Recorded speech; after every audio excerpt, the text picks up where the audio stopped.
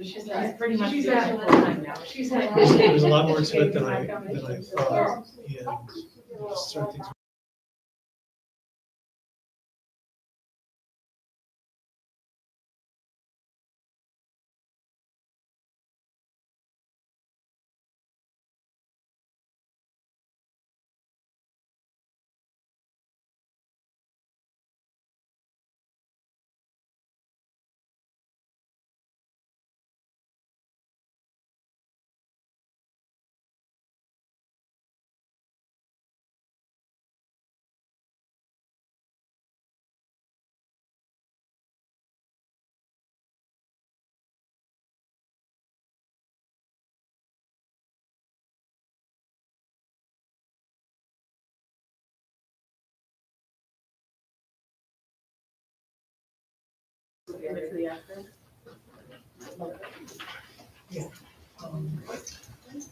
So let me forget.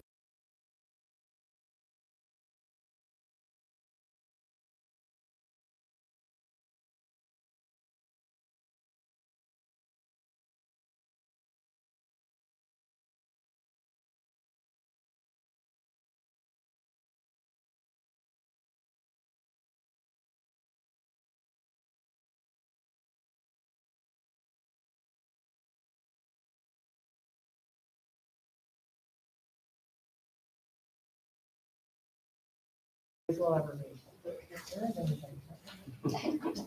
so empty. Good afternoon. Welcome to our board meeting.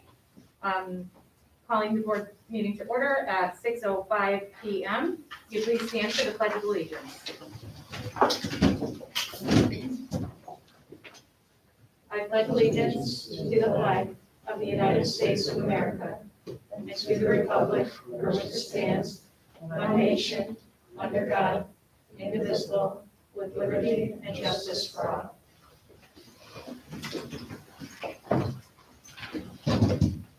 Thank you. In the same room we usually are with a lot of the same guests. Our fire exit is over here to the right, my right, your left. Head down the stairs and meet out front in case of emergency. Can I get a roll call, please? Mrs. Carey, Excuse. Mr. Pascal, Present. Mr. Jackson. Here. Mrs. Dion, Here. Mr. Annaly, Excuse. Mrs. Snyder. Here. And Mrs. Giller. Here. This time I'll turn it over to Superintendent Alyosha. Good evening, everyone. So first of all, as always, if you have questions, submissions for public comment can be emailed to boecomment@cohoes.org.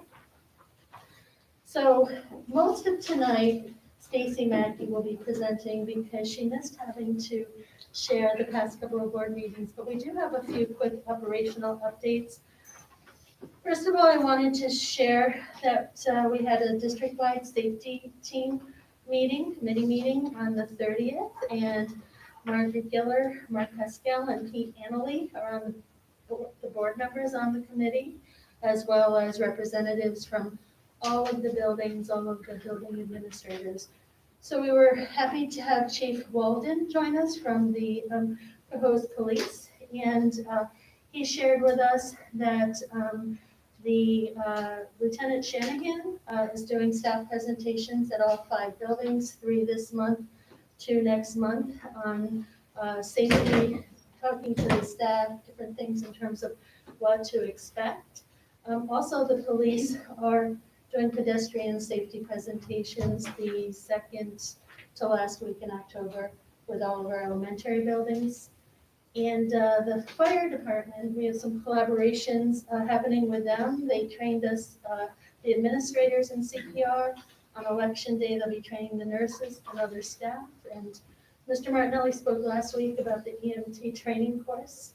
We did talk about drop-off and pickup, and want to again thank the Cohoes Police Department for having additional officers on site for the training that they did with the crossing officers. It has seemed to improve. That was the feedback from all 5 buildings at this meeting. We also reviewed our pandemic continuity of operation plan. We talked about some additional training needs, shared a safety letter to parents about our protocols that went out yesterday. And then we're going to have a final meeting in the spring, but instead of having a meeting in the middle of the year, Lynette Holzman, who is our safety specialist, will be meeting with each of the buildings' safety teams to go over protocols to make sure everyone knows what to do to review that in case of an emergency. Anything to add?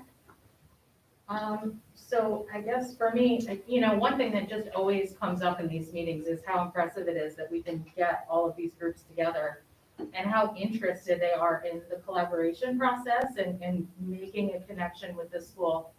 One of the things that the police officers were talking about, and even one of our principals was talking about, are just, a random drop-in, just so that, new officers are acclimated to the buildings and they have an idea of what's going on, but also just a random drop-in to say hi, to get the kids used to seeing them in a positive environment.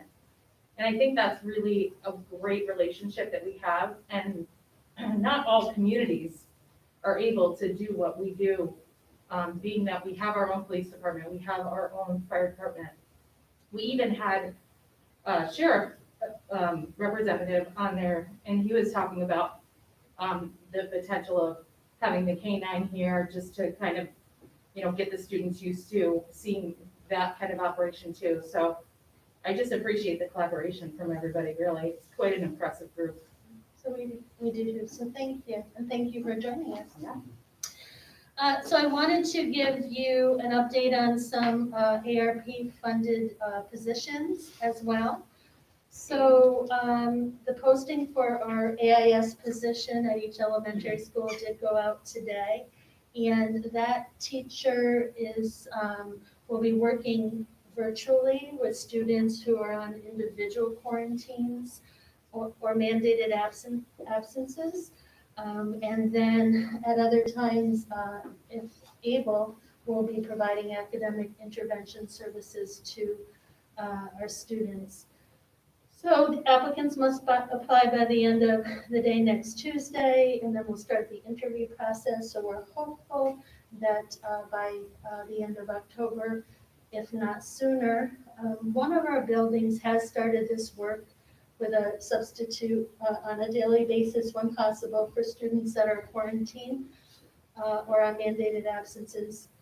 If a class goes remote, then the teacher and the does virtual with the entire class.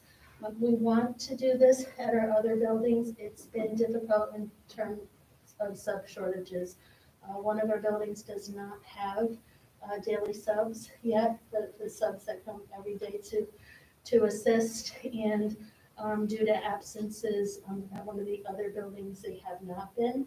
But that was a model that we'd like to do, and we will be able to do once we have these teachers in place. So can you also just let us know, so this position is, one person per building. Mhm. How would they manage a K-5 scenario? I know that we had discussed at one point, like grouping kids, basically. Can you just explain a little bit of how that would look for, maybe some parents that might be interested in knowing? Yeah, and when students are on either mandated absences or quarantines, we're also coming up with language for something to be sent home with the students, and also when calls are being made to let them know. But the students would sign on around 9 o'clock, all of the students in that building for a morning meeting with a virtual provider. And at that point in time, the teacher would then let them know the schedule for the day. K1 students would be grouped together for a certain period of time, 2, 3 for another period of time, and 4, 5 for another period of time. We're thinking So for example, 9:30 to 11 for K1. So we're looking for common lunch times for all, so that if parents do have multiple students, the children are free. What we'll be doing is Mr. Martinelli, the elementary principals, me, and the teachers, when they're hired, we're all going to be meeting together to have discussions for consistency. They'll be meeting regularly with the attendance aides to determine the best processes. We've had some of those discussions today, some of the best processes for getting the information. That's kind of a draft in process plan. So being that that's probably a month away, before we can start that, in the meantime, are there expectations, for those kiddos who are on a mandatory absence from school? I know that we have Schoology, and I assume our teachers are using it. I'm not sure about K-5 really. K-5 is Google Classroom, not Okay. Schoology. 612 is Schoology. Okay. So teachers are posting assignments on Schoology. They are sending work home as well. And then, so for example, on Google Classroom, platforms such as Reading A to Z, some math programs that we use, those can be there for students to access during the day. And we've been having more discussions about that as well amongst the elementary buildings. Are they still doing a check-in at all? I'm just curious, like for attendance purposes, if they are participating and they are doing work at home, how is that reflecting in their attendance, or is that So right now? at this point in time, teachers do check in, Mhm. but there's not a set check-in time at this point in time. Sometimes we might have, a couple different kids, absent in one class. It might be one or two, but not at this point in time. Okay. So I think that my concerns are, we have to look at this in big picture, and if we're looking at, our accountability results at the end, where a lot of that has been paused, we've got a number of kids who have been now mandated absence from school, but are not, are doing work at home, considered absent, may have, 15 absences to this, up to this point. And, it just seems to me like it just keeps piling on. And so I'm hopeful that we can get a plan together sooner than later. And So we're I know that we hoping, need people involved to do those things, but, so Tuesday, is the deadline for the applicants. It then just depends on who the applicants are, where they're from, in terms of if we'll need to be, posting again, et cetera. But we could potentially have this in place before the end of October. It's just, we're not certain. We just need to wait till Tuesday, and then we can give a better timeline for that. okay. I don't know if you need anything, or? I mean, has there been any conversation with any of the buildings about, potential support staff check-in just to, have eyes on the kiddo for, at least once a day, just to say, hey, do you need anything or whatever? I don't know. We can. And again, I know that we're stressed, and I know that we're stressed with staff. I just, Right. Don't want these families to feel forgotten or that their kids are on an island, and especially when we've got one building doing Mhm. something Mhm. and then two that aren't. Yeah. And I'm not, putting judgment out there at all. I just Right. feel like we should, We can be able to- definitely have the conversations about, how to streamline a check-in process. We are beginning to fill our support staff position. As you can see, we do have a couple part-time aides that were just added tonight. We have another one that will be on the agenda next week. Staffing has definitely been a concern in terms of making sure we have staff to cover, our principals are covering lunches, et Right. cetera. Yeah. But we definitely can I know we've been creative before, conversations. maybe it's an opportunity to be creative again, I don't know. And I think everybody is suffering from a lack of staffing right now, you can't even fill positions when we have them posted, so. Right. You know, I certainly don't take that away from our administrators at all, I get it. Yeah. So, We can have the discussions and I can update you in the near future. thanks. Could you speak to the funding for these positions? Yeah, so I was going to then also talk about Dean of Students and the Career Education Coordinator, so, Who cares about that? So the funding for these positions are through the American Rescue Plan, which was submitted, but not, we have not received funding yet. We have received our first round of funding for CRISA, which was the other, the other rescue emergency fund. Stacy and I were having discussions lately about what can we support over the next couple of months.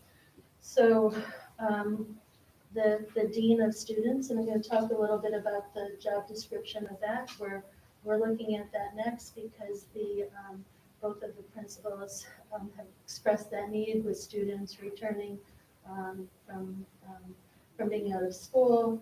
And then we're looking at the Career Education Coordinator with a timeline of hopefully mid-November to late November. What year would that be? It would be this year. I was like, oh my goodness, we can't wait to 2022. So Stacy, do you want to address the funding a little bit? We've talked about things like making sure we have adequate cash flow, making sure we can cover the positions. So the Title I office is charged with reviewing ARP. So Title I is still pending, which is a larger grant, as well as ARP. So I don't know if they hired or if they're in the same boat as everybody else and they're understaffed, but those are the two main grants that we haven't heard on yet. So we provided spreadsheets to each of the directors and the building principals and organized it by year for them so that they can have an idea of what they have as far as each year and what the priorities are. I asked Sylvie to hold off. He has a network upgrade, so if it's not people, I asked him to hold off, and I also asked Jim to hold off on certain things. If it's health and safety, then it was a top priority, but if it could wait in Jim's department, then I asked him to wait. So that's basically been the communication thus far. As soon as we hear from either Title I or ARP, then we'll communicate. So we're trying to, obviously people are our top priority. We're trying to make sure that we're filling the needs, and the needs have, changed a couple of times since the beginning of the school year, but we're trying to make sure that we address them as quickly as possible, but fiscally responsibly as well. We did call the Title I office. Well, Pam called the Title I office, and they are looking at each grant one by one. There's one person. So we're hoping that our call made us move up a little more. So what I wanted to talk about next is the Dean of Students, and I've shared this with you electronically, but this is also a draft job description. I wanted to have the discussion with you. We reviewed this with the middle school and high school administration, with Scott Chalone and Matt Flannery, and I wanted to share our initial draft with you this evening. But the Dean of Students would be part of the school's leadership team and assist with the operation of the school, especially in the areas of attendance, behavioral management, disciplinary prevention and intervention, including PBIS and restorative practices. And this is an outline of their duties. I'm not sure if you had a chance to look earlier, if you had any questions. We did have a draft we did have a Dean of Students job description, but that was from a number of years ago. So we Souped it up. we Yeah. souped it up. I mean, I think for me, overall, it looked great, and I think it'll fit really well. My only concern remains that it looks like a great permanent position, and it doesn't look like, just reading through it, doesn't look like a lot of short-term needs that are being filled, or building something that could then be okay without it later. So we have for one of the Dean of Students position, you recall our presentation from before, we built in a return on investment process where we'll be looking at this each year. And then when we're through the, well before, but looking at it as a potential, is this something that we can sustain? And we know that we've had, over the past years, we have had additional support in these areas. It is needed. You are correct. Yeah, I absolutely, it's can in a no way really- argue with that. It's just my concern. I want to make sure we're doing this with full transparency from the get-go. So when we interview and hire anyone from the grant-funded positions, we do let them know that it is a short-term, 2 to 3 year, depending on which position. Of course, there's always the potential of retirement, attritions, et cetera. We do let people know right up front. Is it in the posting? It's the itself? posting says grant funded, and then, of course, in the minutes and on the agenda, it says grant funded. And when teachers and staff members are hired through a grant, they have to sign a salary certification. Some of them, if they're full-time, it's twice a year, others are monthly.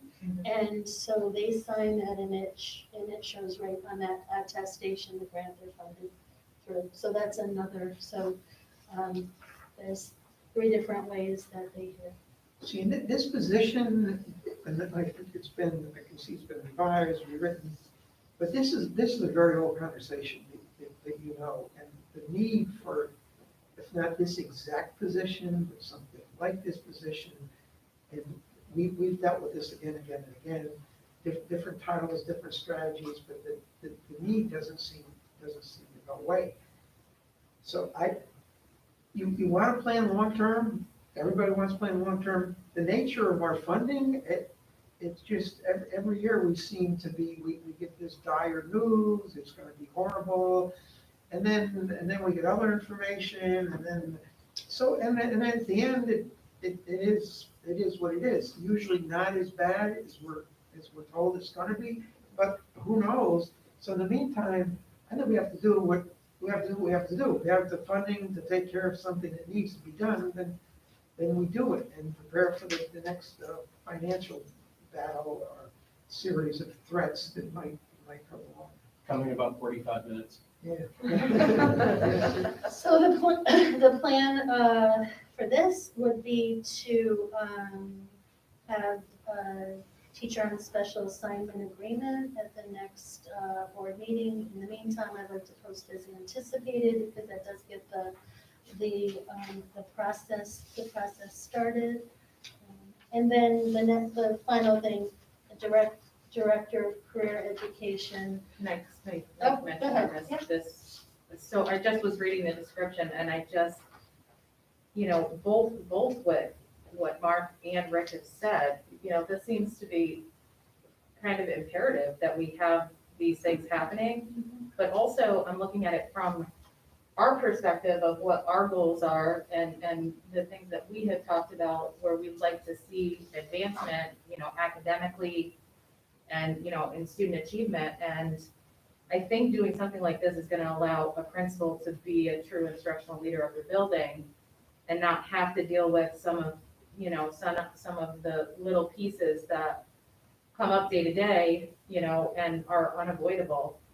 I do have a fear I'm of funding something that we know trying is to not help sustainable. craft this ROI Yeah. up front. Yeah. so that we're not scrambling and trying to do it with we think and we feel when we're locked in rooms in February with Stacy. So if For there are, hours and hours. But I think, when I think that ends is never. To That- be fair. Sadly, it's just it's Nature. the way it is, it's the way our funding is. is there a way to look at those metrics and that data though, to be able to paint the success story? So it is almost impossible to say no, to have numbers, to have success stories, to have that instead of the things and feels. Yes. This is the story that's happening. This is the number, these are the numbers that prove it. Year 1, year 2, year 3, year 4 is not, it's not even a question. These numbers are imperative, so. So yes, for a couple different reasons, not just for the ROI reason, which is the most important, but it's also a requirement of the grant that we keep data on the positions that are funded through the grant. So number one, that is something that we have to do. So last year, through the budget process, we implemented return on investment. It was our first time.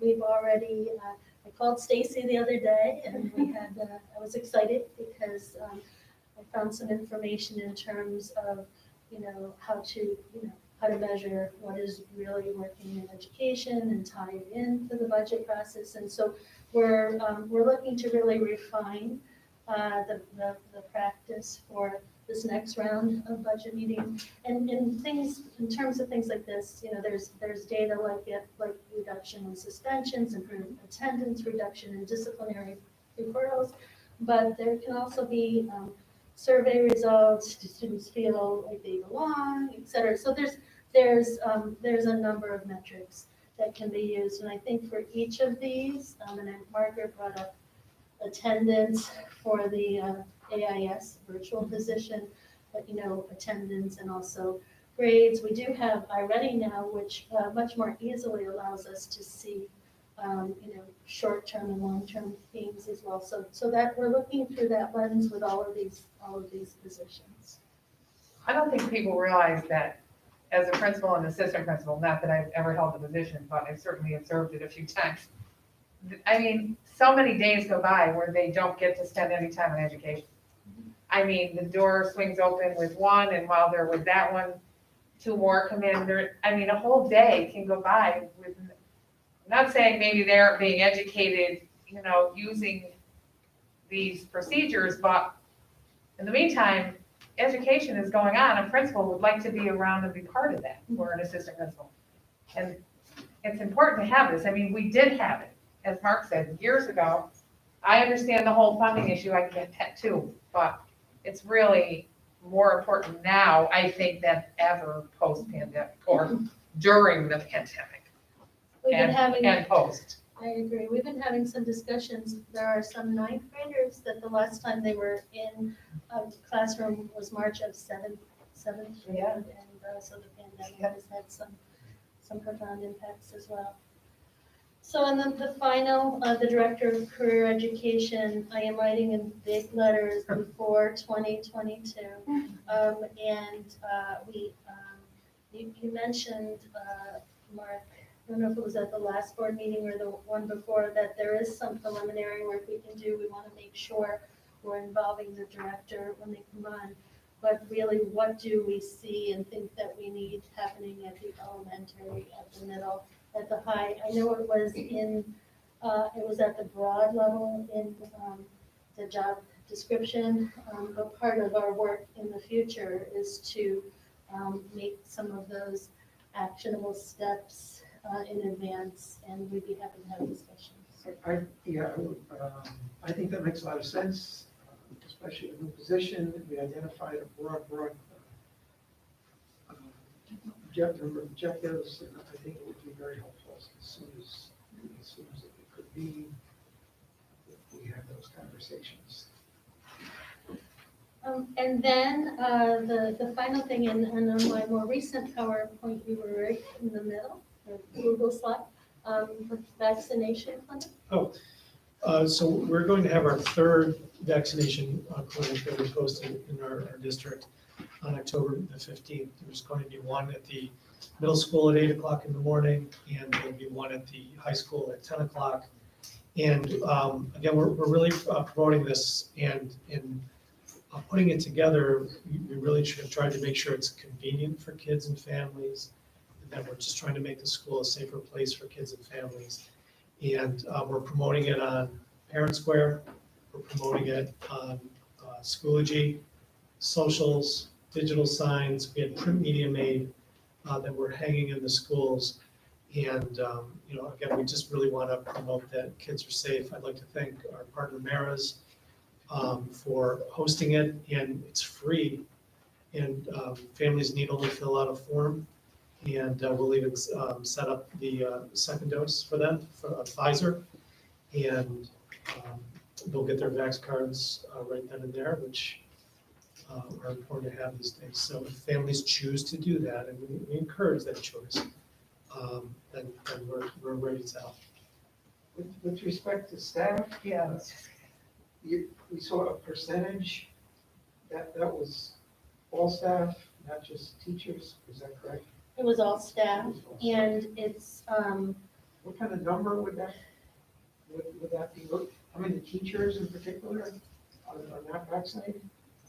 I don't have the numbers right with me, it is something I can definitely share, but, so it's either, it's 78% of our staff are either vaccinated or we don't have the results of their vaccination. So, so the way the program, the testing program works is that staff can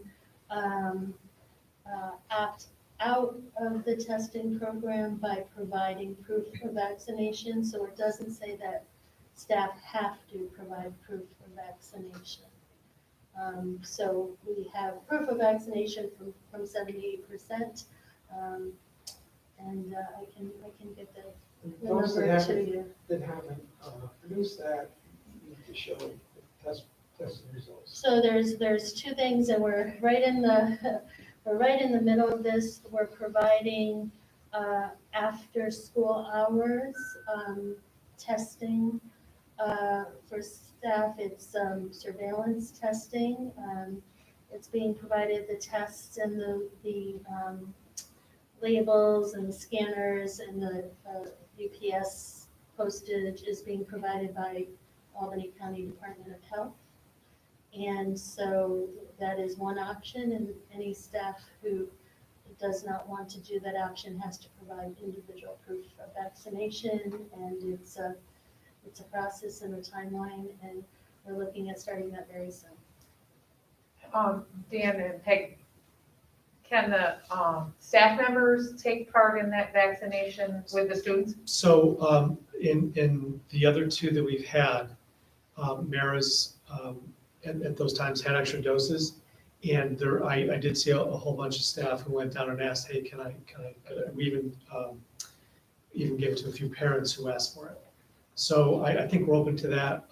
We also made sure that we had some booster shots available when we did the flu shots for staff. That's continuing this week, but a couple schools were done too. So I think if anybody wanted one, particularly with a little bit of heads up, just because we don't want to waste any doses, but we want to make sure that Maris has enough, and I don't think that'll be a problem, that we can absolutely do that. Is that being extended, is that announcement being extended to staff that they will be able to give, if there are enough doses? I mean, So to let you know. I sent something to the principals today. We'll call it a little more informal, but that Right. typically we're able to get anybody in who would like a vaccination. Just so you know, at the beginning, prior to the start of the school day, at each of our 5 buildings, the flu shot and Pfizer booster shots were provided over this last week, 2 weeks. Yeah, Just quick, we do have a call into John McDonald to see if he would be able, we could get a count ahead of time if people wanted their booster on the 15th, if they could get it, because some people didn't get it with the flu shot because they didn't want the same. So we're hopefully we'll be able to get a bunch of people their boosters, I think, and it's Friday, so. I mean, great opportunity for folks if that's We- what they we- choose to do, you know. Want to make it convenient and available. So now, if there's no other questions, on to Stacy. Or just let me know.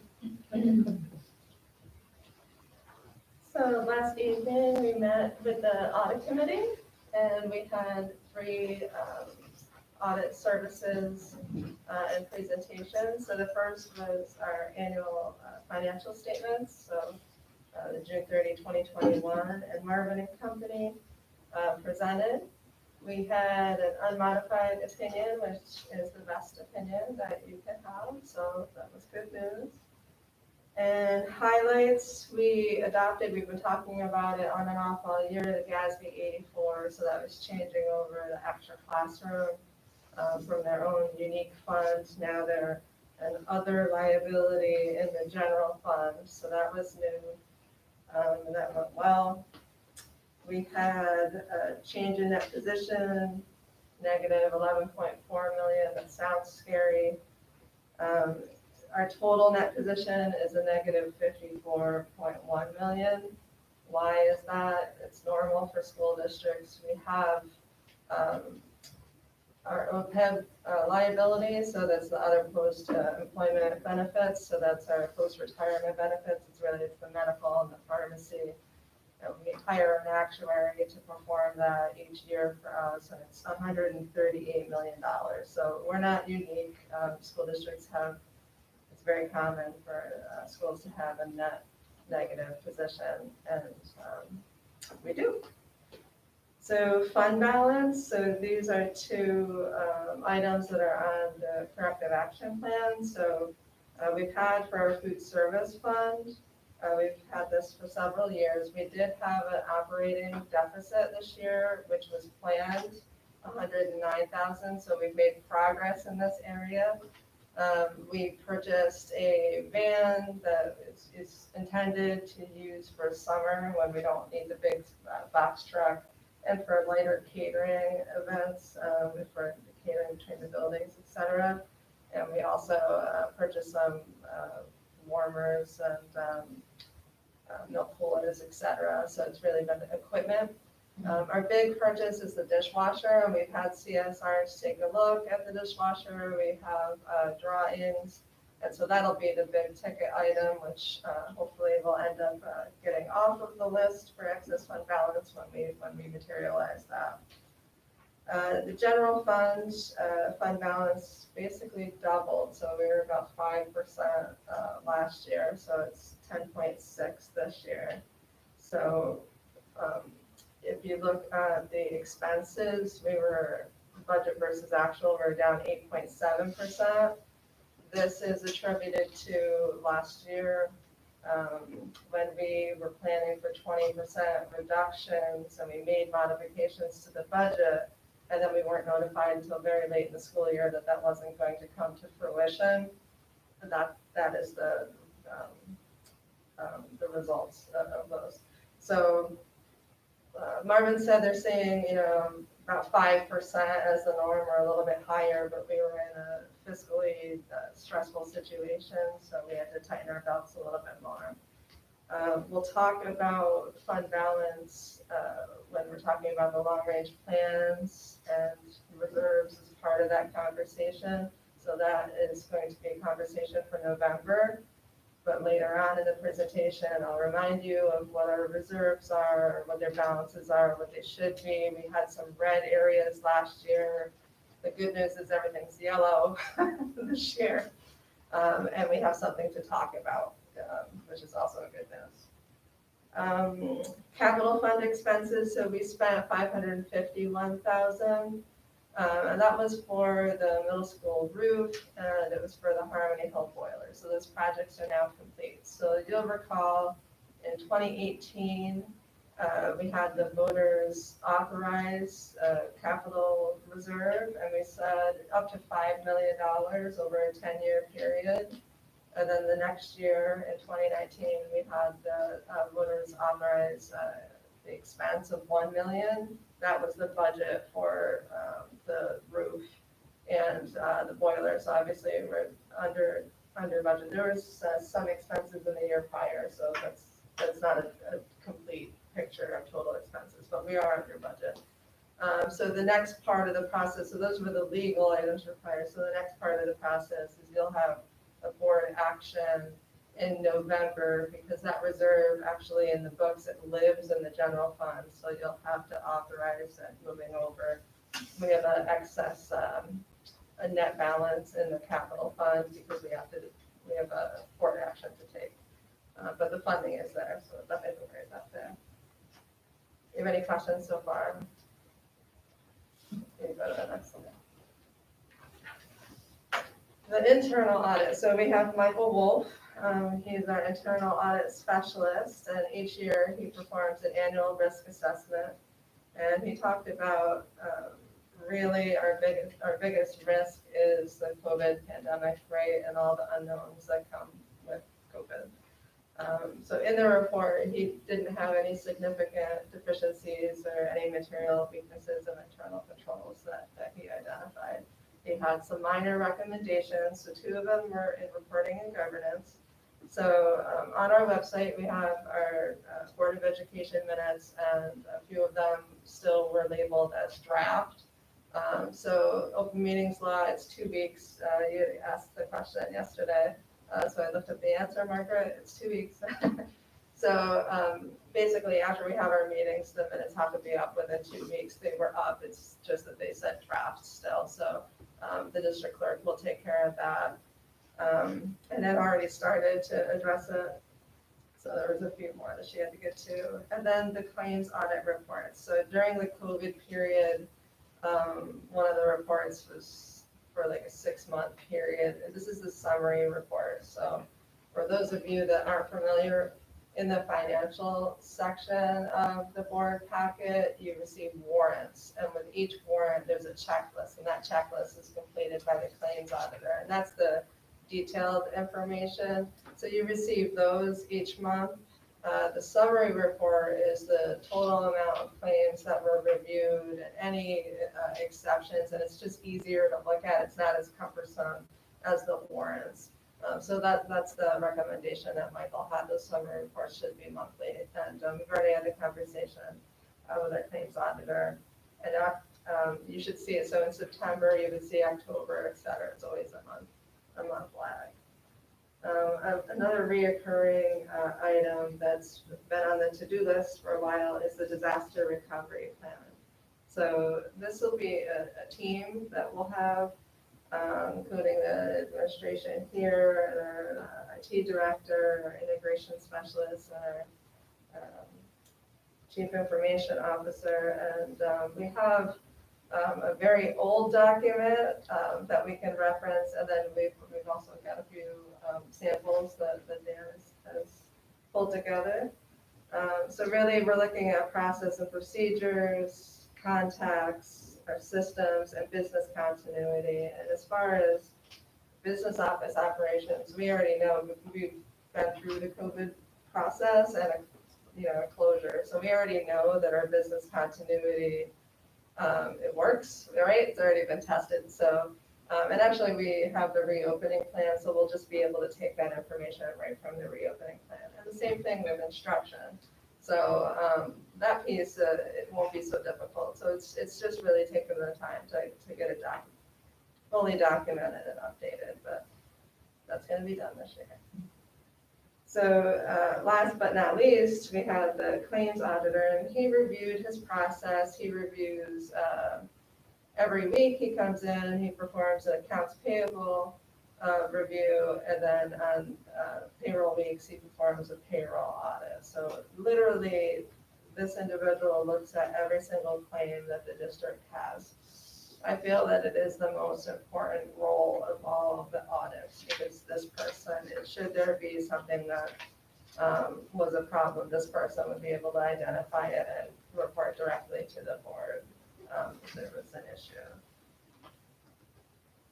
And then he had time for questions and answers to follow, but no formal report, more of a discussion for the claims audit process.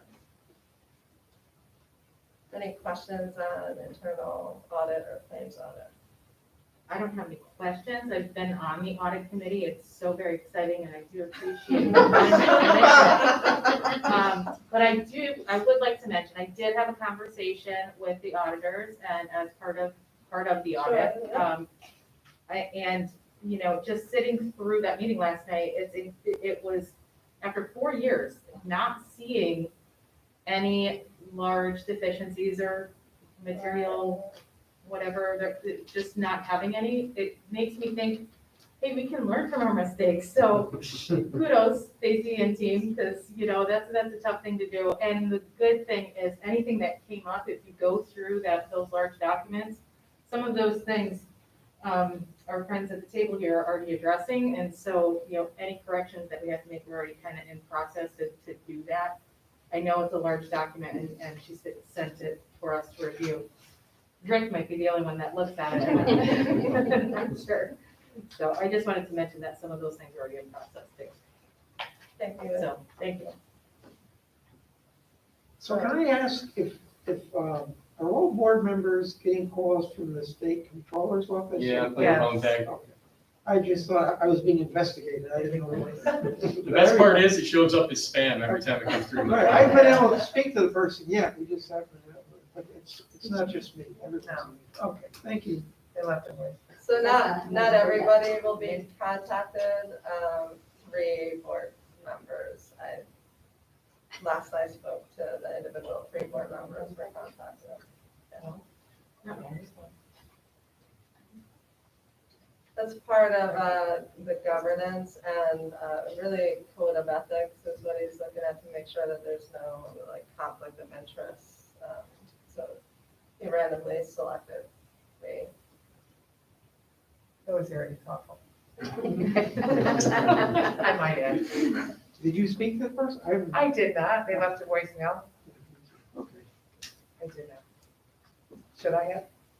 Interesting. Probably. We'll make it out. So we'll move on to reserves and the fund balance plan. So both the internal audit and the financial statements are an action item on the agenda for tonight. And the corrective action plans are with those. And what happens with those plans is once the board approves them, then I send them on to SED and a copy to the Office of the State Comptroller with the corrective action plan. So just so you know, that's what we do with those. So reserves and fund balance. So we're having this discussion a little bit earlier than we normally do, and we have a formal written plan for reserves. And I have you guys accept that later on, probably November. We'll do that with the long-range plan. We'll have the discussion side by side because it helps us in the budget process. It helps us to gauge if there would be any use of reserves, what we would like to limit our growth to. We do precursory calculation of the tax cap. So all those things are important as we start the budget process, which will be here before we know it. So reserves, prudent management, obviously, future use, as I just discussed. And it protects us from known expenses as well as unknown expenses in some situations. And then obviously, whenever it's appropriate, our goal is to replenish reserves as we use them, is to replenish them so that they're at appropriate levels. So the district appropriated no fund balance at all for the 21-22 budget, and that's something that we talk about in our long-range plan, and that's a goal that I'd like to see continue. For many, many years, we operated with a planned deficit, and we really need to change our behavior when it comes to that. So that's something that we'll talk about. And again, our fund balance is 10.6. What does that mean for dollars and cents? It's about 2.8 million. So you're aware. So reserve fund strategies and priorities. So the short term, obviously, cash position is critical as we saw during the COVID pandemic. And obviously, we want to maintain our programs as best as we can. And we want to continue to take advantage of any efficiencies and savings that we can. long-term, especially, we have a capital project that's going to be coming up. So we'll be going through a bond rating review when it's time to borrow. So it's very important for us to be in a stable cash position.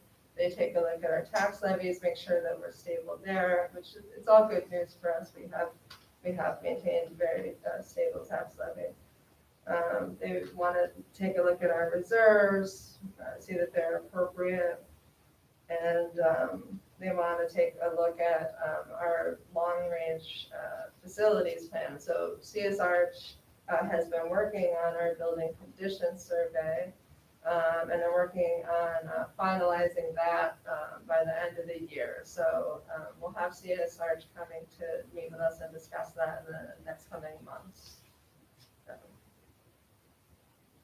Do we want to get into that or not? Well, I just wanted to let you know, so Jim, Stacy, and I met with CSR Jim Turner earlier this week.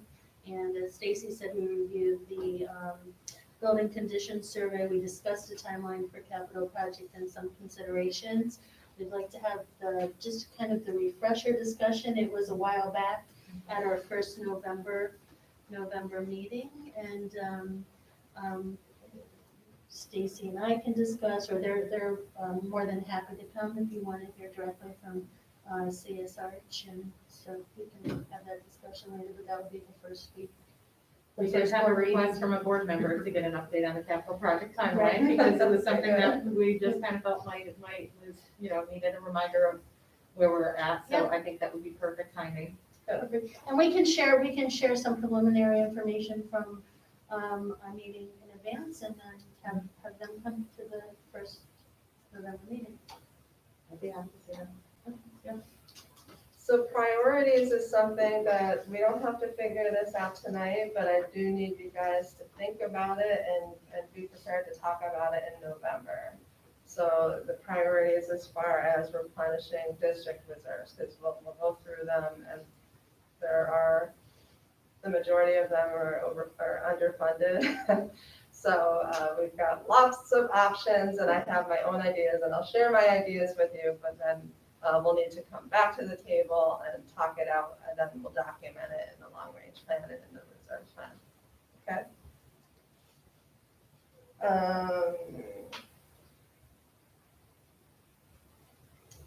Good news is OSC usually does the susceptible to fiscal stress report in the early winter, and I do expect, because we were able to in June of last year, we were able to add to a couple of our reserves, and obviously the fund balance is over the 4%. So I do think we'll be off that list, and that's a year ahead of what I thought we would be. So that is good news, and I don't always have good news, so I'm glad to share that with you. Some benefits of the pandemic. So that information, I just want to come clean. That information is based off of the ST3s, which are due in September, and I am late providing, but I'll have it done by the 10/15 drop dead deadline, but just so you know. If I could only clone myself. All right, so this is our list of reserves.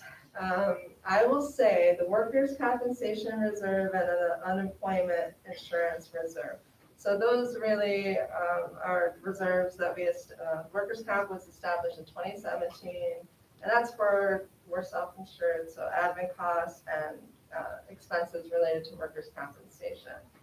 That's not as critical. We've been able to fund those expenses. Unemployment was terrifying during COVID.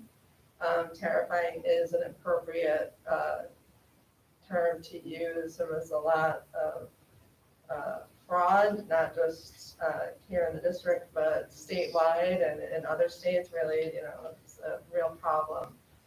We were notified over the summer that they basically didn't bill us for the last quarter, so we should have a refund. I believe we've already received the refund, so it should be stable. So it's a year ago, I would have said that was a priority. It's not as much of a priority at this point. The capital reserve is one we should talk about. So the voters authorized up to 5 million. And with the building conditions survey, there's going to be lots of needs and priorities that we need for the district, and our borrowing threshold is going to be under what the needs are. So that's one that I would say is that's a top consideration, because we wouldn't have to borrow the funds. So just, And these are not the bells and whistles, these are like, fixing the windows and Yes. doing like, things that are necessary evils of holding a building. correct, Okay. correct.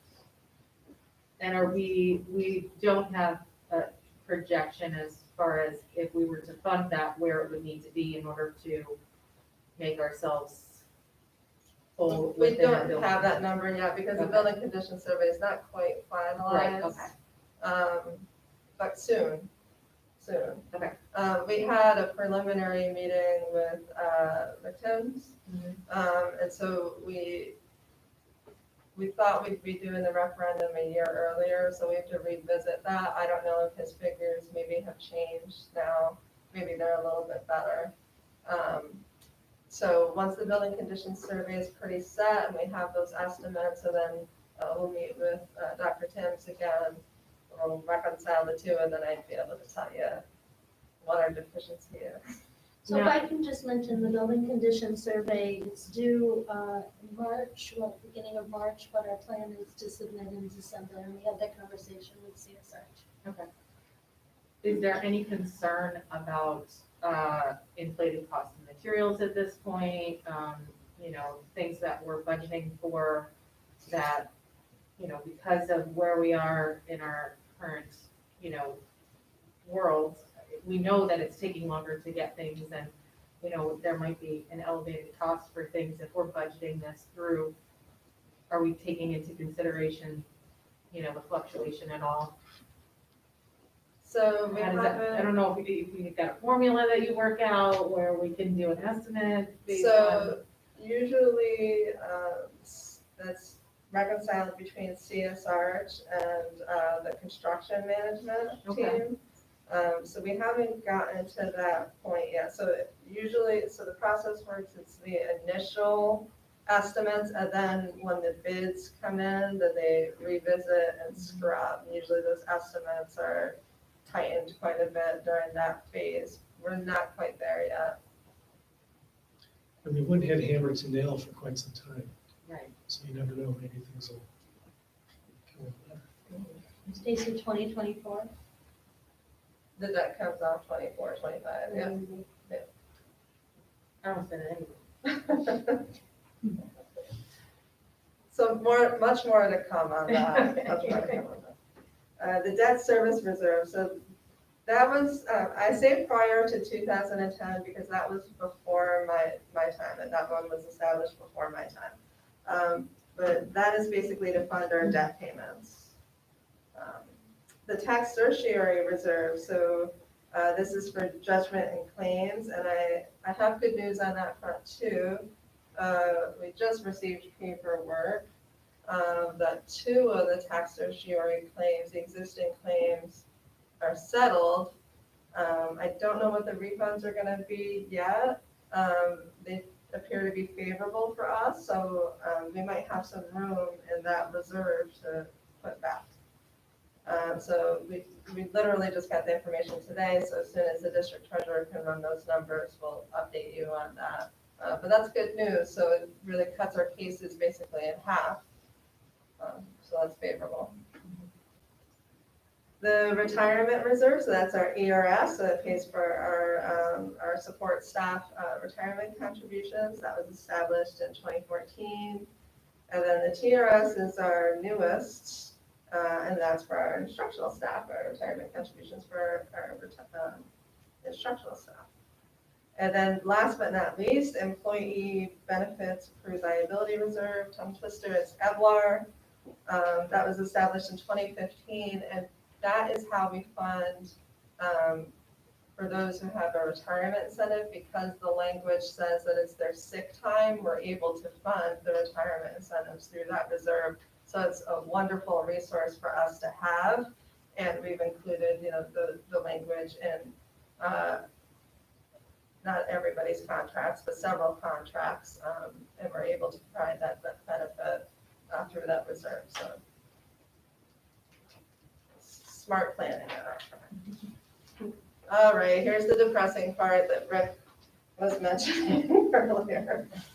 So the workers' compensation reserve, again, it's underfunded. The balance is 178, I'll round up.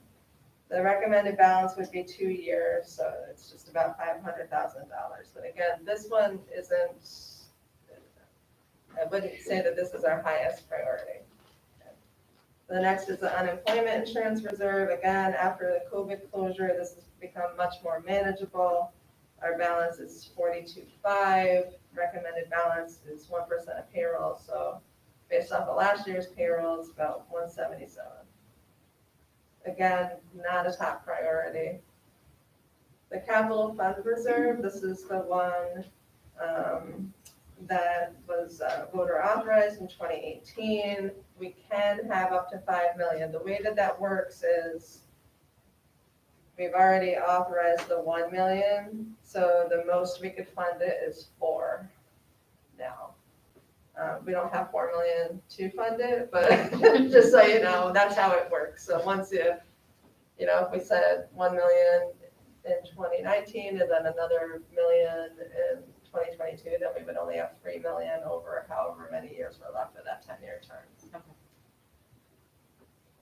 The tax certiorari reserve, again, we had the 2 cases that were settled. I'll give you an update. So that balance will be down a bit, but that's good news for us because they've been on the books for quite some time. One of them was like 5-6 years, so that's good that they're settling those. The debt service reserve, so our balance is 1.8 million, and that's one that we had the bad habit of going to that in the budget process and using that as a revenue source. And again, we've stopped that, we've gotten away from that practice. Our debt, as it stands on these financials, is just under 10 million, so, that would be the most that we could put in that reserve. The retirement contribution reserve, ERS, we were able to add to this reserve last year, so that was great because this would have been a 0 and TRS would have been a 0. So balance is I'm going to round it up to 271. The recommended balance is 3 years of expenses, so that's about 1.4 million, so that is underfunded. TRS is 330,000, and it cannot exceed 10% of payroll, so it can't exceed the 1.7 million. So besides the capital fund, I would say these are our next priorities because these are expenses that we know and they're not going away. We'll always have them, right? So the ERS and TRS. So that's our homework for And those are November. more market driven, so there's some volatility. We There is, occasionally have to yes, cover. yes, there is. ERS is almost fully funded. TRS used to be fully funded, but not any longer. And then last but not least is the EBLAR reserve. So our balance is 418, and our compensated absences as of the financial statements is, I'm going to round it up to 2.6 million. So that's if everybody were to leave or retire, that's what we would have to pay out. So that's the most that we could have in that reserve. So that one's, I'm happy with that number. It could be better, but I'm happy with that number. So what I recommend we talk about for long-range planning is the capital reserves and the retirement reserves and decide what we want to do in those areas. But I would say those are the areas that we want to focus on. Okay? Okay. Do you have any questions Got on any my of the homework. reserves?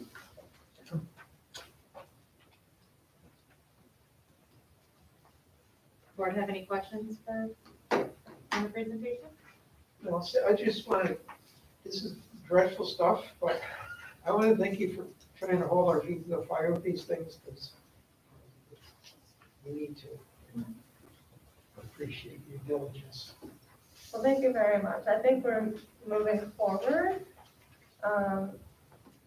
And we're certainly better off than we were last year. And I'm happy to move on from last year. It was a really painful year, and I hope that we never see that again, ever. Move on. None of us want to be there again, so, yeah, thank you. Okay. Does the board have any discussion of agenda items? Community discussion of agenda items? Old business, I just had, yeah, We are accepting some retirements this evening that I just want to okay. mention. Marilyn Case, from her position as teacher assistant, and Marilyn has worked for us for many years, and we started out, she was working with Even Start, which was a program a long time ago that we visited the homes of families with children ages birth through 3. And also Kathy Lorman, she on tonight's agenda as well. Or maybe it was last week, so we didn't mention, a long-time teacher aide at Abram Lansing Elementary School. And I apologize if it was last time and we didn't mention it, but she's leaving, she's retiring as of October 20th, so I wanted to thank her as well. Well, thank you for doing that. We always appreciate our folks and can't wait for the day for retirement, right? No, I don't want to. No.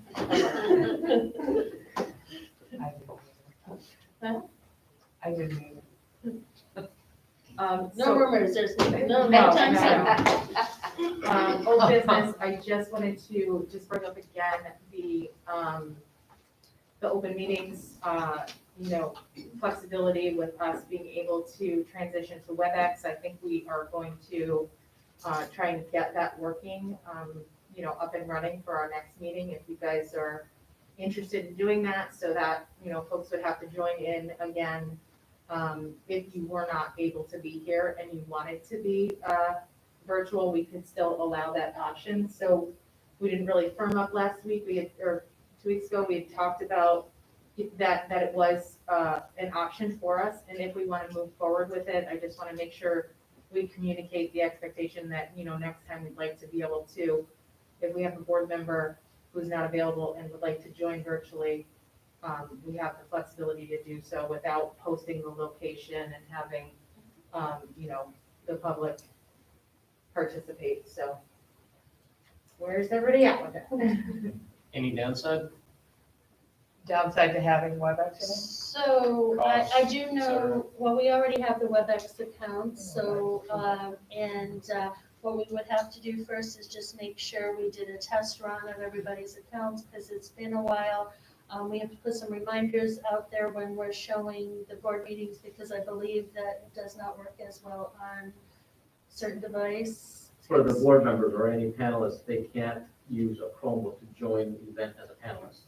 They'll only be able to listen in as an attendee. So But if you want to be a panelist on the board meeting on a WebEx, you have to use like a Windows device or an iPad or something. I mean, really, the change is just how folks are connecting to it, and for us, I would encourage us to be in person if at all possible, but it does give the flexibility for somebody, Pete's not able to be here tonight, he would be able to join from the firehouse, and so we just open up our flexibility, and also just make us prepared, where if we did have to, shift, we were ready. So I just think it makes good sense. If we've got the license anyway, it's not gonna cost us additionally, really, it's just an outwardly facing change, correct? Correct. Where we would do what we did before, post it on the link on the website. Yep. Have people join. yeah, it's a few more steps in advance of the meeting, sending the panelists invites, et cetera. I mean, ideally, like how you said, I would appreciate it if we could test ahead of time Mhm. and make sure that each time that the board member decides to go through WebEx, that they're using the same device so that we're not running into setting up a new device every time we get into that WebEx event. Okay. And we can communicate, I'll communicate that out and see what we can get it done. Okay, that was old business, so, just looking for a motion, the Board of Education adopts following resolutions of October sixth, 2021 agenda, 6A through D and 7A through L. I'll make the motion. Second? Mr. Pascal? Yes. Mr. Jackson? Yes. Mrs. Dion? Yes. Mrs. Snyder? Yes. Mrs. Gillis? Yes. Any comments from Board of Education on any other items, any new business, anything to discuss? How are we doing on open positions as far as applicants go? For elementary, Uh-huh. the position closed, yesterday. There's a good pool of applicants. They were sent to, principal and, we're working through the process. And then I will say I got great feedback from my kids on iReady. How was the feedback from the teacher side? Good. We extended it just a couple days to get a few stragglers. We want to get as many kids to take it as possible. There are some great data sets. We have a lot of work to do. Kids are a little bit behind. It's not what we didn't anticipate. But the best part about it is we're really getting some great data sets to know exactly what kids need and what we're going to do next. And we've already had several trainings in on November 2nd during our superintendent's conference day, particularly at the 3 elementary buildings. We're going to have yet another iReady training for them. And really, that's going to concentrate on the use of data and what to do next. So we're looking forward to Any chance of using those, at least at the elementary level, for conferences? Parent conferences? There's the potential. We also have to discuss, parent reports and things like that, which can become quickly overbearing. We don't want to send 43 pages to somebody, not that everybody would read 43 pages on your kids. But I could see that being part of parent-teacher conferences, and I would encourage parents to ask. Any other comments from board members? Anything from the community? From the audience? Okay, so dates for future meetings, October 20th, 2021, right here, and live streamed at 6 p.m. Can I get a motion to enter into executive session at 7:15 p.m. to discuss matters leading to the appointment, employment, promotion, demotion, discipline, suspension, dismissal, or removal of a particular person or corporation, and to discuss collective bargaining with the CTA? I'll make the motion. Okay. A second. Mr. Pascal? Yes. Mr. Jackson? Yes. Mrs. Dion? Yes. Mrs. Snyder? Yes. Mrs. Gillis? Yes. Thank you for coming to the meeting, Thank you. and we'll see you next time. Here we go.